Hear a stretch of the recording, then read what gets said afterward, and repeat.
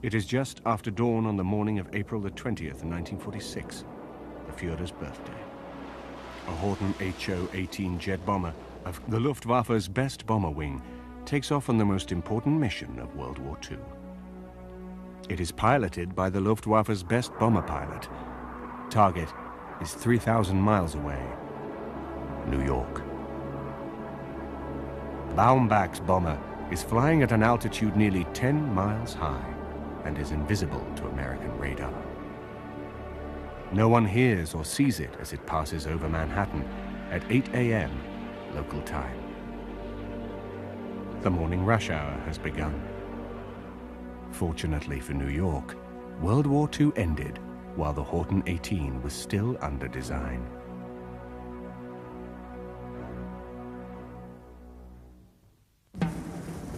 In 1944, Hitler's thousand-year Reich was in peril. The Allies had landed in Normandy.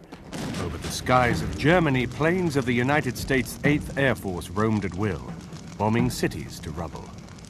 At this 11th hour, Adolf Hitler placed his faith in Germany's scientists to produce new wonder weapons to turn the tide of war.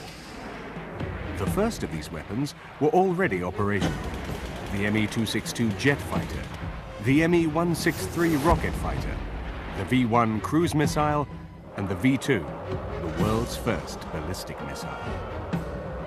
But these were only the first generation. They were not yet enough to turn defeat into victory. That required more advanced weapons still. September 1944, Nazi Germany faces defeat. The Führer blames the German Air Force, the Luftwaffe, under the command of World War I fighter ace Hermann Göring. The once proud Luftwaffe is running short of pilots and fuel. In the air, the Allies have total superiority. With Göring in disgrace, Hitler's protege and Minister for Armaments, Albert Speer, seizes the initiative. He orders the German aircraft industry to produce a new fighter to destroy the marauding Allied bombers. This new plane must be simple to build using slave labor and simple to fly by newly trained pilots. It is to be mass-produced, like the Volkswagen car, in thousands per month. With every remaining able-bodied adult male needed in the army on the Eastern Front, the new plane is to be flown by teenage boys of the Hitler Youth. These will be trained hurriedly on gliders. Because the sands of time are running out for Nazi Germany, Speer declares the new fighter must be designed, built, and put into production in the space of only 90 days. The new fighter will be called the Volksjäger, or People's Fighter.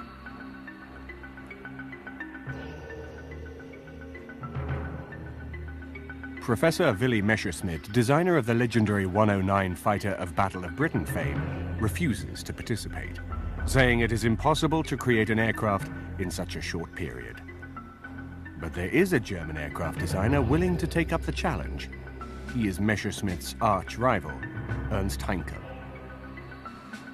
Ernst Heinkel was the grand old man of German aircraft. He'd been building aircraft since World War I.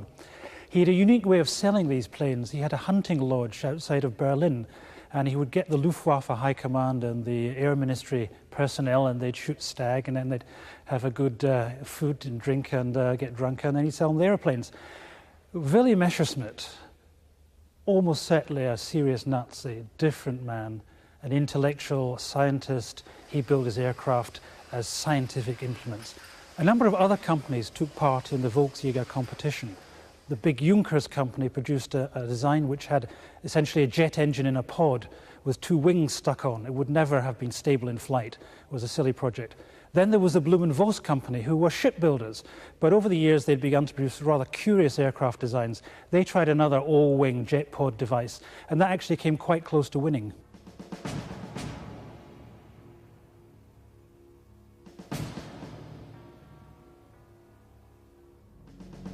After the HE-178, Heinkel built the world's first jet fighter, the HE-280. It flies in 1941. But the Luftwaffe High Command do not see the new jet as urgent, and it is not put into production. Hitler's eyes are on a blitzkrieg attack on Russia. Propeller-driven fighters such as the Messerschmitt 109 will do for the planned short war in the East. Germany will waste a crucial 2 years before turning to jet fighters to counter Allied bombing. When later Hitler demands jet fighters to regain the initiative against Allied bombers, it is not Heinkel's project, but that of Willy Messerschmitt that is ordered into production. The shark-like Me-262. But difficulties in perfecting the revolutionary new jet engine delay the introduction of the 262 into combat till after Normandy. German fighter ace and head of all fighter forces is Adolf Galland. He is convinced that if only he can get enough 262s, he can destroy so many American B-17s that the Allies will call a stop to their bombing campaign. But production of the 262 is slow because it requires scarce metal and 2 revolutionary jet power plants, which are difficult to build. Germany needs a fast jet powered by only 1 engine, a plane constructed from wood and simple materials that are easy to come by, the Volksjäger. The Volksjäger was built with wooden wings for simplicity and because they were short of materials, though it's got an aluminium body. You had therefore to glue the wings and the tail onto the rest of the aircraft. And unfortunately, the one bit of German technology that never seemed to work, even by the end of the war, was the glues, and a whole series of aircraft, including the 162, tended to fall apart because the glues weren't strong enough. The 162, or at least the first designs of the 162, do have structural problems. The tail is too short, the back end of the fuselage body is too short, and so that tended to create all sorts of gyrations in flight, which in the hands of a bad pilot could get out of control and the aircraft would come apart. However, I think it's wrong to condemn the aircraft out of hand. If you build an aircraft so that it's totally stable in flight, then you can't dogfight with it and kill other fighters. The best fighters are unstable, and therefore what you need to add is a good pilot to make sure that you can use that instability to good effect. Galland opposes Speer's new jet fighter. He argues it cannot be built in time and it can only be flown by experienced pilots, a commodity Germany is fast running out of. But he has not reckoned on Ernst Heinkel. Working round the clock, sleeping beside their desks, Heinkel's team design and build the first Volksjäger in only 74 days. The Volksjäger was powered by a single BMW 003 jet engine, positioned on the top of the aircraft. This unusual position meant that complicated and heavy ducting could be eliminated. It also meant engines could be changed quickly in the field. The body of the Volksjäger was metal, but the simple wings were wooden and contained fuel tanks. Unusual for combat aircraft of the period, the HE-162 was fitted with an ejector seat for the pilot. Also rare then was the nose-wheel undercarriage. The aircraft was armed with 2 large 20mm cannon with 120 rounds per gun. 1 shell from these weapons could disintegrate a US B-24 Liberator bomber.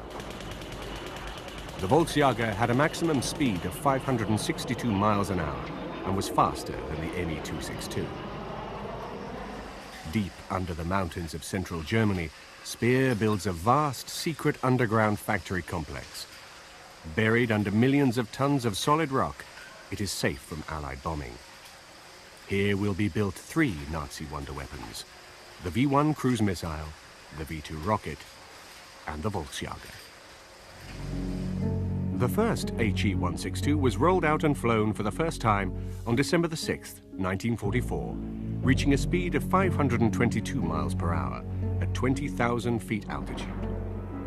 On December the 10th, it is displayed to the Luftwaffe High Command, with Flight Captain Peter at the controls.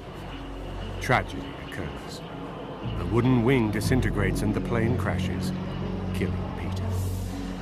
The cause is the poor quality glue used to construct the wing. But Speer would allow nothing to stand in the way of mass-producing the Volksjäger. In March 1945, the first 80 aircraft were completed. By the end of April, 200 more were ready. In May, the month the war ended, 500 Volksjäger would have rolled off the assembly lines.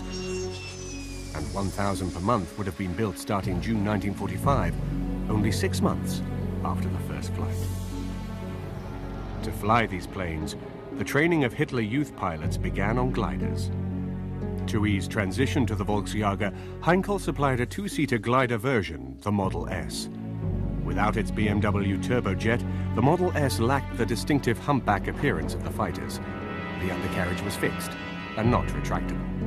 The idea behind the People's Fighter project was to train thousands of Hitler Youth to fly these things. Now that was obviously a silly idea. It's a very complicated aircraft to fly. If you're an expert, as the final pilots were, it worked. But if you had very little experience on any kind of aircraft, never mind a fast jet fighter, you would have been dead. Strange enough, one unit of Hitler Youth did become operational with the 162 in the closing weeks of the war. Unfortunately, all the records have been lost, so we don't know how they actually fared in combat. Conversion training to the Combat 162 was handled at a flight school in Vienna, headed by Heinkel's technical director, Karl Frank. The first regular Luftwaffe Volksjager fighter group, JG-1, became operational at Lech in Germany in April 1945, with 100 aircraft organized in 2 wings. It was commanded by Oberst Herbert Eilfeld. The first operational mission was flown on the 26th of April 1945, only days before the end of the war. Because the pilots lacked experience with the new plane, Flight Lieutenant Reichberger was shot down but escaped uninjured. On May the 4th, 1945, the People's Fighter drew first blood. Lieutenant Rudolf Schmidt shot down a British Royal Air Force fighter. It would be the Volksjager's only kill.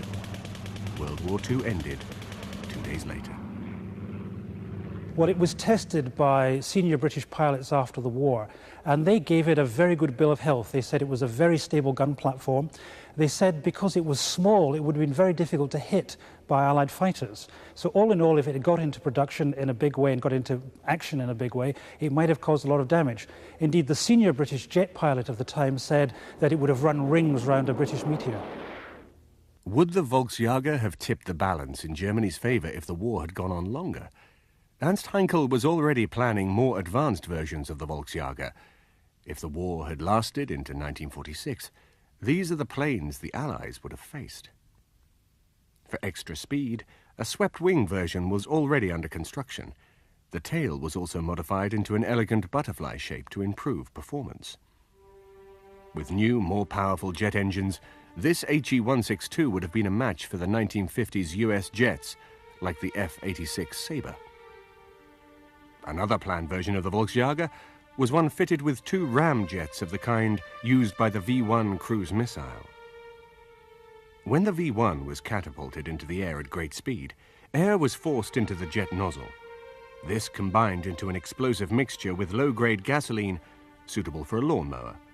The result burned like a blowtorch. Fitted with 2 of these crude engines, this version of the HE-162 would have been a kind of manned V-1. It was planned as a last-ditch weapon if normal jet fuel ran out. Most exotic of all was this version of the Volksjager with forward-swept wings.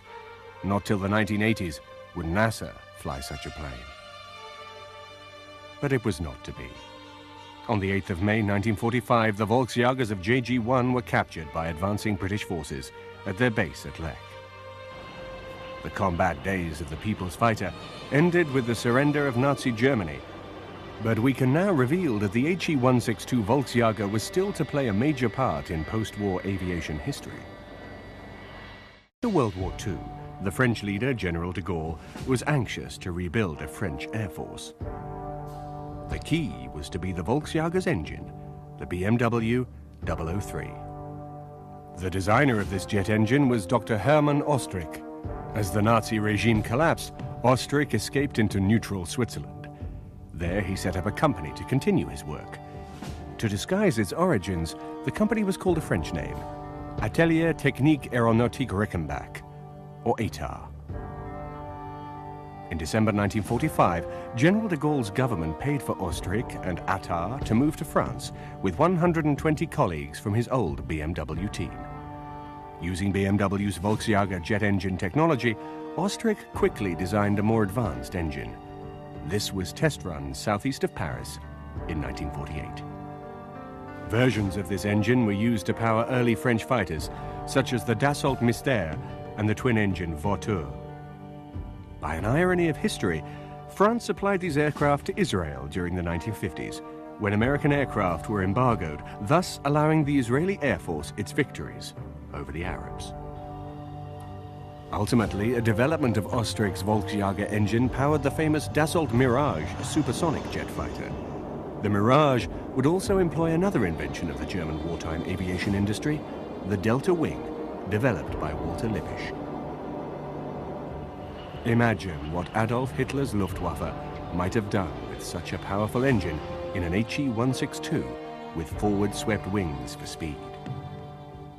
It was not to be. After the largest tank battle in history, at Kursk, in 1943, the Red Army rose relentlessly towards the very borders of Germany. The Luftwaffe uses the famous Ju-87 as a tank buster. But by 1944, the Stuka is obsolete, too slow to evade fighters of the Red Air Force. What is needed to stop the Russian tanks is a new Stuka, powered by the revolutionary new jet propulsion. The dive bomber was invented in America by Glenn Curtiss, who built sturdy biplane dive bombers for the US Navy. September the 27th, 1933, Buffalo, New York. Fate is about to play a strange hand. Visiting the Curtiss plant at Buffalo is Germany's greatest living World War I fighter ace, Ernst Uday, now a senior figure in Hitler's new Luftwaffe. Glenn Curtiss invites Uday to test fly a factory-fresh Curtiss Hawk dive bomber.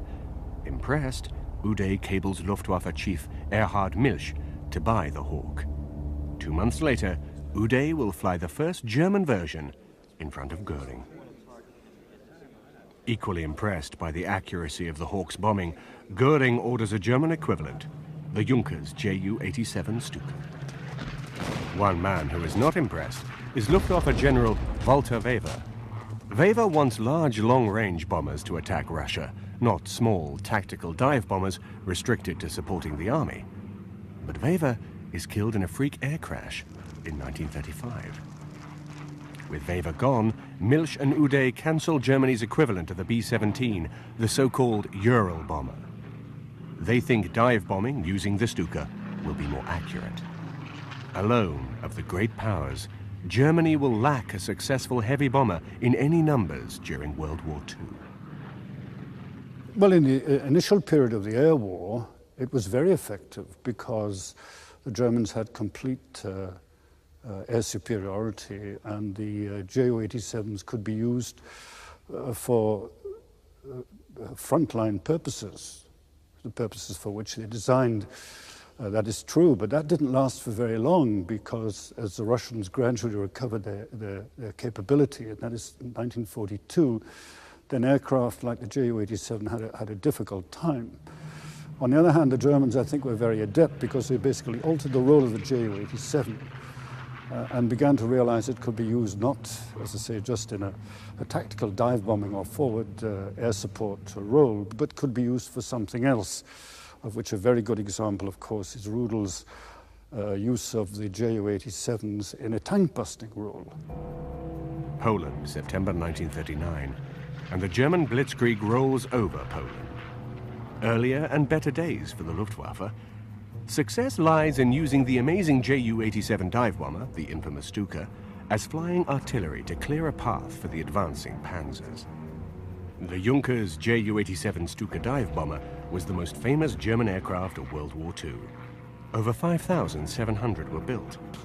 But its slow cruising speed of only 174 miles an hour made it prey to Allied fighters as World War II progressed. Something faster was needed. In 1943, the German Air Ministry instructed the Henschel Company to begin work on a jet replacement for the Stuka, the Henschel HS-132. The HS-132 had a planned maximum speed of 484 miles per hour and a range of nearly 700 miles. It could carry a 1,000-pound bomb. Later versions would have carried 4 quick-firing cannon for tank busting. The unique feature of the HS-132 was that the pilot did not sit in a conventional cockpit. Instead, the pilot lay prone on his stomach, with his head at the front of the perspex canopy. This position allowed the pilot to withstand 10 to 12 times the force of gravity before blacking out, instead of the 5 to 6 Gs if he was sitting. The primary target for the HS-132 was the main Soviet battle tank, the T-34. A late model T-34 had armor plate nearly 3 inches thick. Had the HS-132 been ready in time and in sufficient numbers, it might have held back the tide of Russian tanks on the Eastern Front, especially in the hands of legendary Nazi tank buster Hans Rudel. Flying the old Ju-87, Rudel single-handedly destroyed 519 Russian tanks. The greatest Stuka pilot of all time was a man called Hans Rudel, who destroyed over 500 Russian tanks on the Eastern Front, as well as a large Russian battleship. Rudel was a fanatical devotee of Hitler. He fought to the very end, indeed survived World War II, and in the closing days, Hitler wanted him to take over command of all the German jet forces. And had there developed a version of the Stuka powered by jets, then those would have been under the command of Rudel, and that would have been a very effective combination. In the dying hours of the Third Reich, Hitler proposed to put Rudel in charge of all Germany's jet fighters and bombers. But it was too late. Fortunately for the Russians, their tanks captured the HS-132 factory before the 3 completed prototypes had been flight tested. Their subsequent fate is still unknown.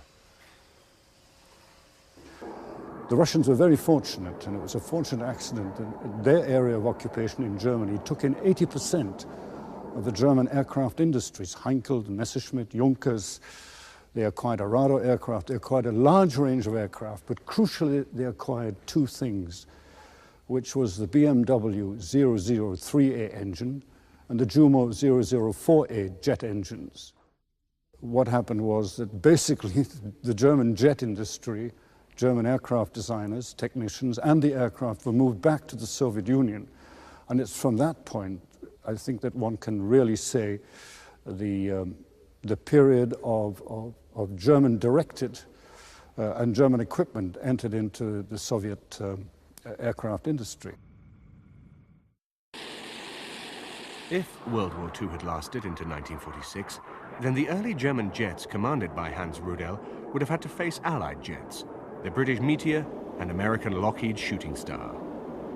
Realizing this, Hitler knew he needed a faster second-generation superjet to kill these Allied fighters. The result was Germany's last jet. In 1943, before D-Day, the High Command of the Luftwaffe began to fear that America might use its new superbomber, the Boeing B-29, in Europe. The B-29 could fly at well over 30,000 feet, too high for the engines of the Me-262 jet fighter to work efficiently.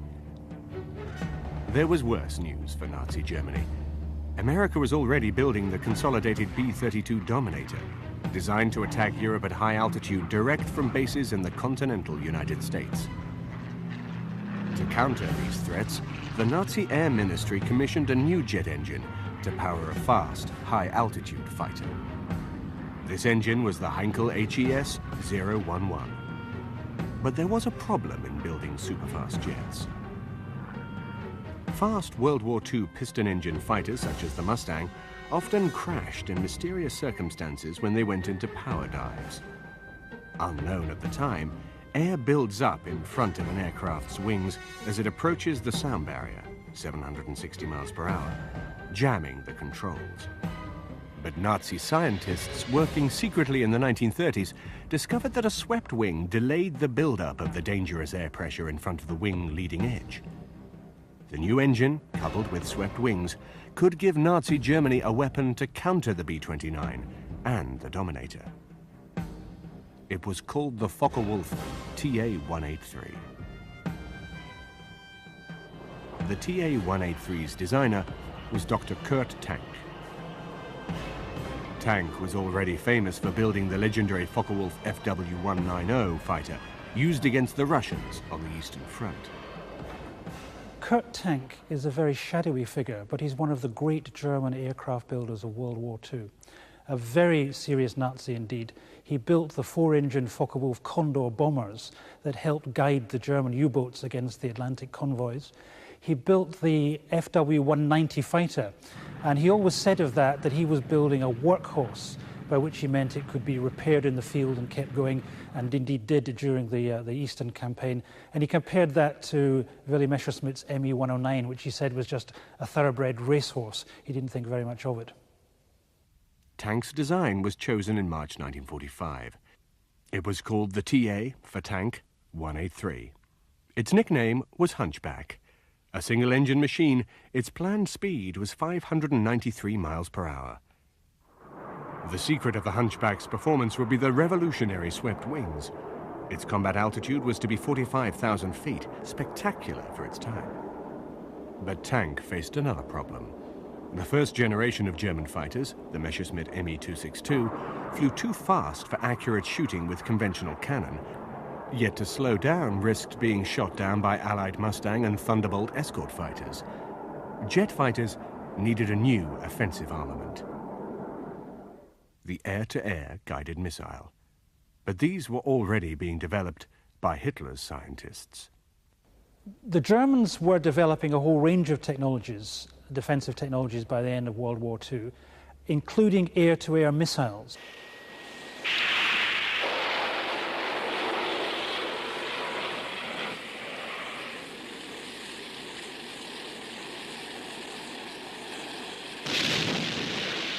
The Allies only started developing air-to-air missiles seriously at the time of the Korean War, so you're talking a 10-year lead the Germans had. They had wire-guided missiles which paid out a long wire back to the launch fighter aircraft, and the pilot of the fighter aircraft could send signals to navigate the missile directly onto its target. Another technology they used was infrared. They had a system of using a light from the bombers to trigger guns and missiles on the attacking fighters. The most successful air-to-air missiles were actually the simplest, which were just firing masses of unguided missiles in a big arc and hoping a bomber got caught. Had they deployed those early enough, then they could have killed the B-17s and the B-24s. The Rostal X-4 missile. Development began in 1943. The X-4 was guided to its target using a wire control link to the mother aircraft. Early versions had a speed of over 700 miles per hour. The first X-4 was successfully launched from a Focke-Wulf FW-190 on August the 11th, 1944. It would be the weapon of choice for the new TA-183 jet. If the war had lasted into 1946, things would have been very different. Armed with deadly X-4 air-to-air missiles, the fast TA-183s could have downed high-flying US bombers, including B-32 Dominators carrying atom bombs on strikes from US bases. But the TA-183 was ordered into production in March 1945, only 2 months before the collapse of Nazi Germany. It never flew. At least, not then. Kurt Tank and Germany's leading fighter pilot, Adolf Galland, took a whole series of German aircraft engineers and Luftwaffe officers to Argentina and essentially recreated the Luftwaffe there. Kurt Tank set up an aircraft industry to build jet planes, and Galland set up a jet fighter force for the Argentine Air Force. This is what would have faced and destroyed Allied B-29s in 1946. The TA-183, built in Argentina after the war for General Perón. It was rechristened the Pulqui, Spanish for arrow. Some even think that the legendary Soviet MiG-15 was based on captured blueprints of the TA-183. I think the priority from the Russian point of view was to make absolutely sure that they had a knowledge and experience with jet propulsion. The second thing was to get it into aircraft, their aircraft, make them work, and above all have a semblance, as I say, of combat aviation capability. So if you look at the early Russian jet aircraft, the MiGs and the Sukhois, they're simply copies of German aircraft.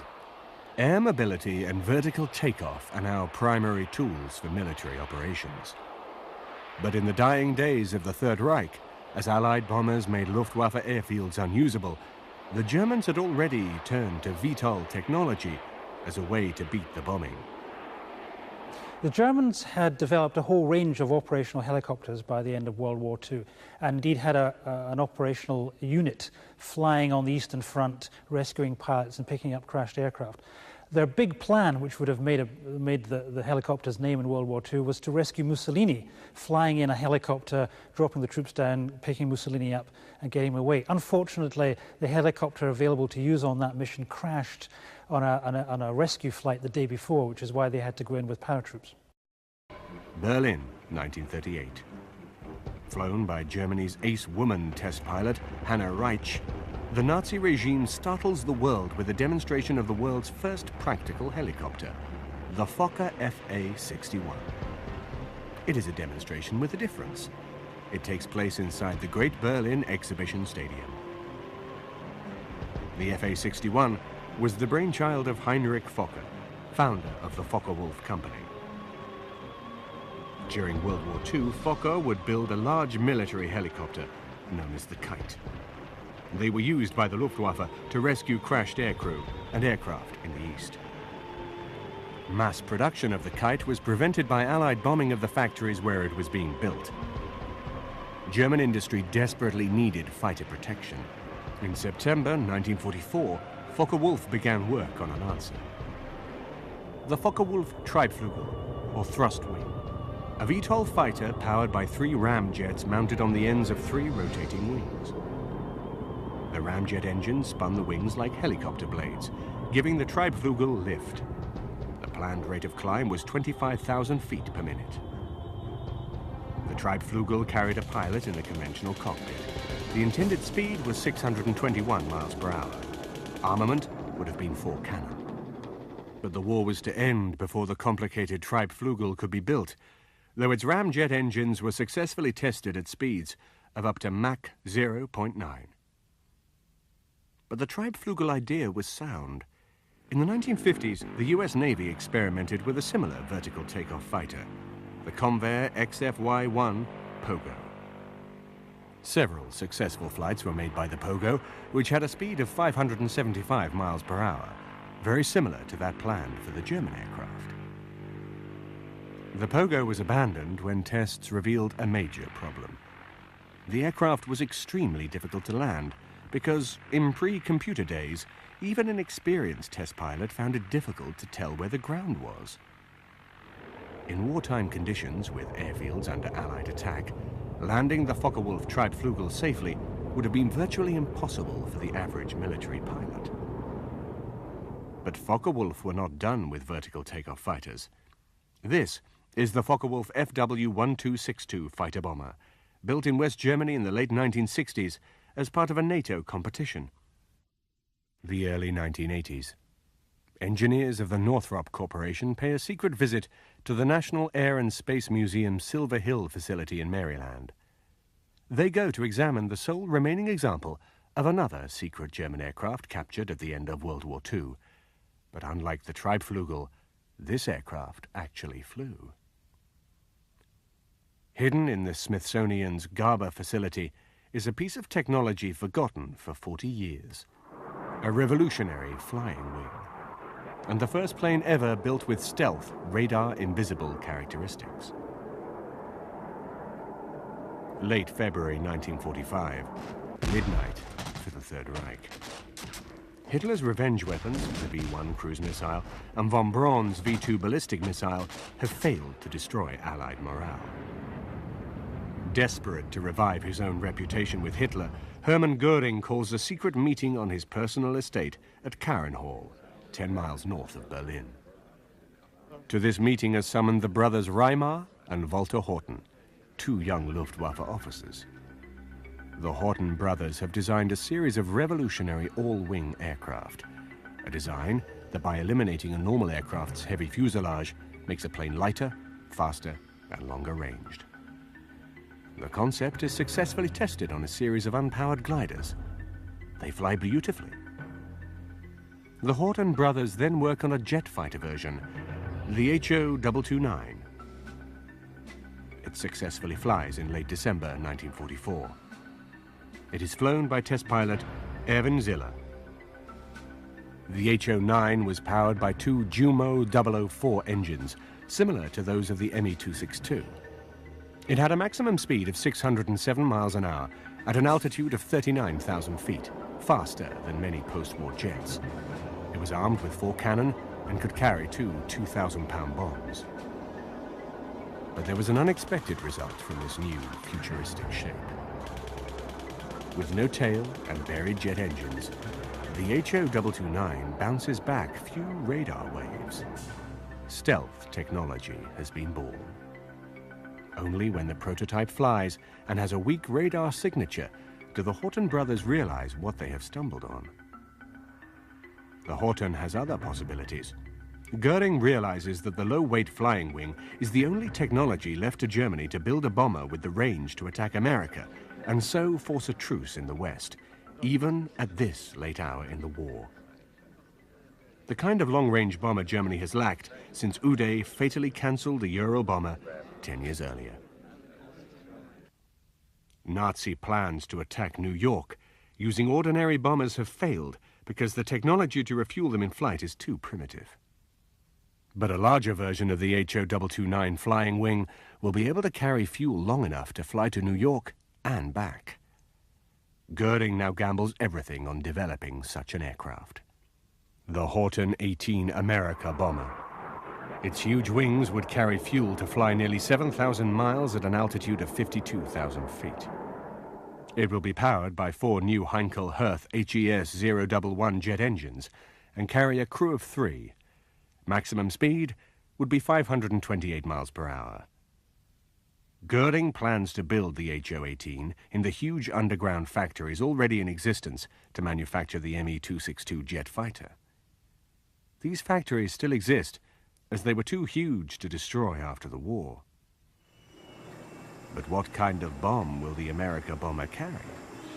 By 1945, dropping a few small high-explosive bombs on New York or Washington will have little effect on the US war effort. How close was Germany to delivering an atomic bomb? The man in charge of the Nazi nuclear bomb program was Werner Heisenberg. Heisenberg could have made an atomic bomb, but he and Albert Speer, the Nazi armaments minister, thought the war would be won before the weapon could be perfected, so resources were never committed on the scale of the Manhattan Project. What if the Volksjäger and Focke-Wulf TA-183 had held off US bombing long enough into 1945 for the huge new underground factories and synthetic oil plants to come into production? Imagine. It is just after dawn on the morning of April the 20th, 1946, the Führer's birthday. A Horten HO-18 jet bomber of Kampfgeschwader 200, the Luftwaffe's best bomber wing, takes off on the most important mission of World War II. It is piloted by the Luftwaffe's best bomber pilot, KG-200's commander, Werner Baumbach. Baumbach has long advocated airstrikes against the Panama Canal and New York, using one-way flights by conventional bombers whose pilots would bail out and be rescued by U-boats. He spent a lot of the war trying to persuade Goering to bomb New York. And one of the interesting stories about the German war effort is why they never did. Baumbach's first idea was to take Focke-Wulf Condors and fly one way to New York and Washington, bomb America, then ditch the aircraft south, probably in the Caribbean, and be picked up by U-boats. Goering took the plan to Dönitz, but Goering and Dönitz hated one another, and they fell out, and so the plan came to nothing. So Baumbach then went on trying to find ways of bombing New York, and it's interesting to speculate that if something like the Horten wing had been available, it would have given him for the first time a machine to get there and get back non-stop. Today, Baumbach's target is 3,000 miles away. The world's largest city, New York. In 1942, President Roosevelt put New York's Mayor Fiorello LaGuardia in charge of America's civil defense against German bombing attacks. LaGuardia organized machine guns placed on top of high buildings in New York. But Baumbach's bomber is flying at an altitude nearly 10 miles high and is invisible to American radar. No one hears or sees it as it passes over Manhattan at 8 a.m. local time. The morning rush hour has begun. Fortunately for New York, World War II ended while the Horton 18 was still under design. The successful HO-229 jet fighter was brought to the United States in 1945, but its revolutionary potential was not realized. It lay forgotten for 40 years in the Smithsonian. Or almost forgotten. In the early 1980s, engineers from the Northrop Corporation pay a visit to the HO-229 at the National Air and Space Museum's Gruber facility in Maryland. They are secretly building a stealth bomber for the US Air Force. After their visit to the HO-229 prototype, Northrop engineers will design the B-2 Spirit. A design eerily similar to the Horton brothers' dream of 40 years earlier.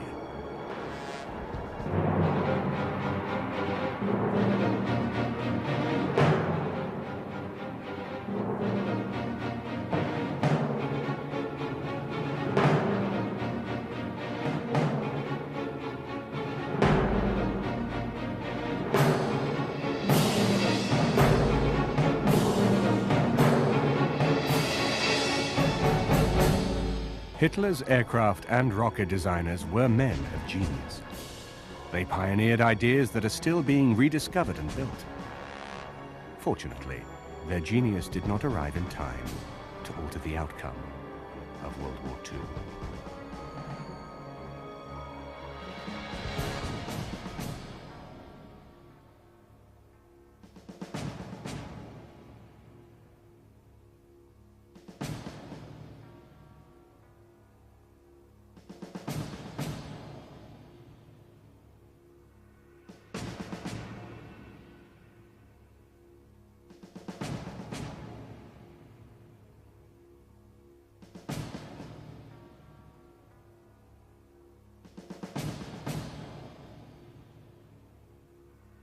Famous for its red spot, Jupiter is the biggest planet in the solar system. Tomorrow night at 8, our brand new series, The Universe, continues here on the History Channel, when we try to discover if life could survive the swirling storms of hydrogen and helium on this gas giant of the galaxy.